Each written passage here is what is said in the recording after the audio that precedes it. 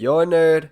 I'm a nerd. Welcome back to the What a Nerd podcast. It's me, your host, Zach, and today we're going to be doing something that I'm very excited about. We're going to be talking about the graphic novel version of the original Star Wars trilogy. By the original trilogy, I mean episodes 4, 5, and 6. And let me tell you, this graphic novel is so good. It is perfectly in line with the story, even adds a couple extra details that aren't in there, but it's pretty much entirely the same thing. But the thing is, the graphic art, the artistry, the style, it all suits Star Wars as a brand so perfectly that it's like, gosh, it's so perfect. It's just so perfect. I don't know how else to describe it. It's got all of our favorite characters: Luke Skywalker, Princess Leia, Han Solo, Obi-Wan Kenobi for when he's in the series for the third of an episode. And in the graphic novel, so many like minute details that weren't in the movies are mentioned, like just background characters seem to have more interaction with the actual story.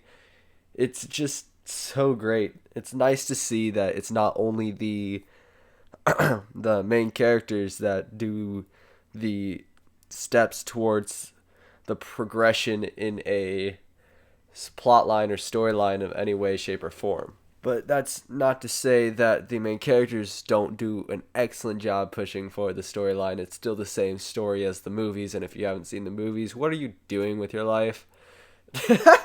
I'm joking, of course. A lot of people don't know what these movies are, even in the nerd community. But the ultimate idea of the story is that it is this young boy who aspires to be a pilot, Luke Skywalker, is trying to find his path in the Jedi way after losing everything he has to the Empire. And now his main goal is to focus on becoming a Jedi Knight and eventually a Jedi Master, while at the same time saving the galaxy from the authoritative Empire in Star Wars. Now, this is my hot take.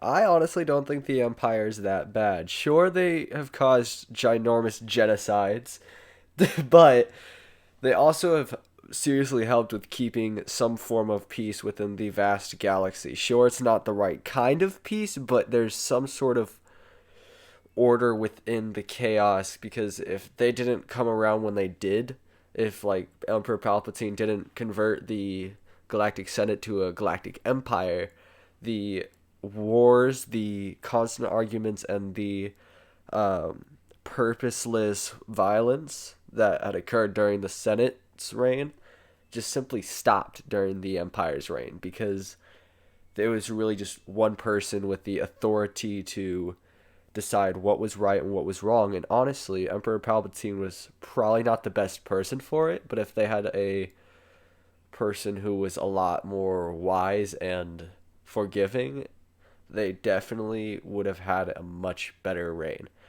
This is all I really have to say for the graphic novel at the moment, but let me tell you, I am very hyped up for this story. Please continue listening if you want to, but like seriously, this story will be amazing. It's fi. Peace out, nerds. See you next video.